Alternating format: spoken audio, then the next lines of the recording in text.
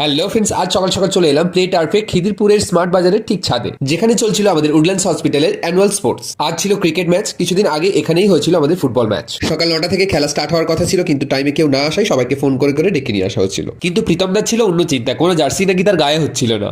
আরে এর নামই 46 জানিস গায়ে হচ্ছে না?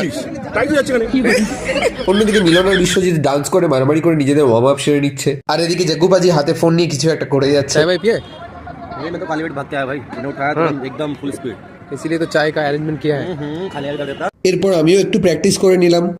তারপরে শুরু হয়ে গেল আজকের ফার্স্ট ম্যাচ। ম্যাচ শুরু হতেই আম্পায়ার অনেক নিয়ম কানুন বুঝিয়ে দিল, যেমন পায়ের হিল উঠলেই নো বল, কোথায় গিয়ে লাগলে কত রান হবে সবকিছু। একের পর এক ম্যাচ চলতেই থাকলো, কোনো টিম ভালো পারফরমেন্স করে তো কোনো টিম খারাপ। তারপরে শুরু হলো প্রীতম দাদের খেলা, তাকে নিয়ে আমরা বাইরে থেকে একটু মজা করছিলাম। आओ फिक्सिंग करने एक फिक्सिंग करने फिक्सिंग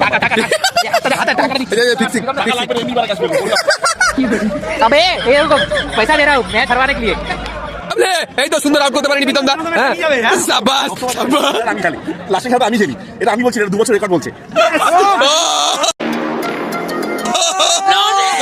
এরপরে ছিল আমাদের টিমের খেলা, সবাই ভালো ব্যাট বল করে ভালো পারফরমেন্স দিয়ে ফার্স্ট ম্যাচটা আমরা খুব ভালোভাবে জিতে যাই।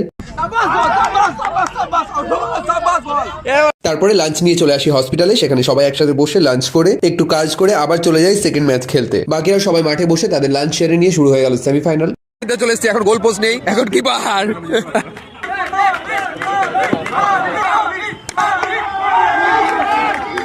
অবশেষে আজকের ফাইনালে ট্রফি নিয়ে গেল সপ্তজিৎ স্যার আর রোমকা স্যারের টিম। ওভারঅল খেলার এক্সপিরিয়েন্স খুব ভালোই ছিল। অফিসের এই একঘেয়েমি কাজের মাঝে মাঝে এই খেলাগুলো মেডিসিনের মতো কাজ করে। আজকের মতো খেলা এখানেই শেষ, ফিরবো আবার অন্য কোনো দিন নতুন কোনো ব্লগ নিয়ে। ভালো থাকবেন, সুস্থ থাকবেন, টাটা, বাই বাই।